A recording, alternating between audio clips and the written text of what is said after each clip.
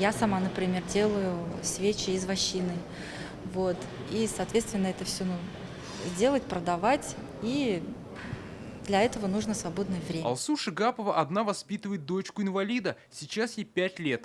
Как говорит мама, она все время с ребенком и нет времени на работу. По мнению женщины, для мам с детьми-инвалидами нужно создать специальные условия. Хотим социальные няни. Это не только я, а вообще все мамы мы этого хотим. Также хотим садики дневного пребывания, чтобы по времени было с утра, например, оставить и до вечера. Потому что очень многие мамы хотят выйти на работу. Эти и другие предложения сегодня подробно обсудили на сессии Казгордумы. Сейчас в Казани более 85 тысяч инвалидов. Назрела необходимость дооснастить в школах специальные классы для детей с ОВЗ. На обустройство более 100 кабинетов нужно порядка 150 миллионов рублей. Сюда, кроме ремонта, входит и специальное оборудование, и особенные парты, и сенсорные комнаты. Прекрасно понимаем, что это большая сумма, но просим сделать дорожную карту, например, в рамках 5-летней программы. Мэр идею поддержал и поручил реализовать в кратчайшие сроки. 5 лет – это много. Спасибо За большое. 2-3 года надо нам поставить, Рустам Гельфанович, я прошу это включить, за 2-3 года, 3 года – это такой долгий срок, точно не 5 лет.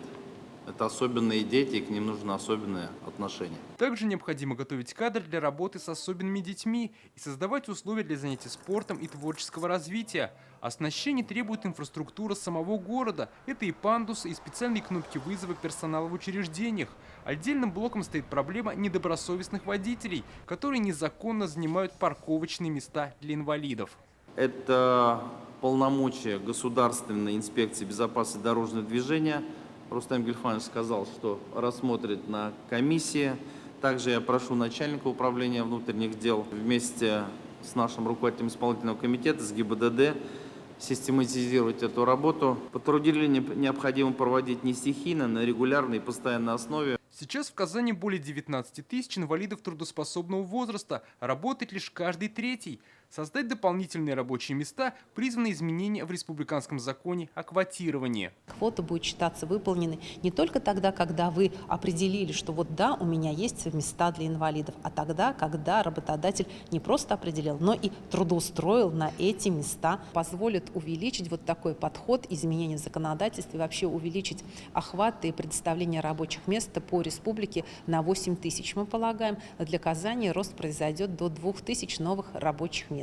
Чтобы улучшить жизнь людей с инвалидностью, нужно более тесное взаимодействие различных ведомств. Также рассчитывать на помощь спонсоров. Чтобы собрать больше предложений и изучить передовой опыт, в этом году планируют провести форум «Добрая Казань». Дмитрий Айрин, Алмаз Зейдинов, ТНВ, Казань.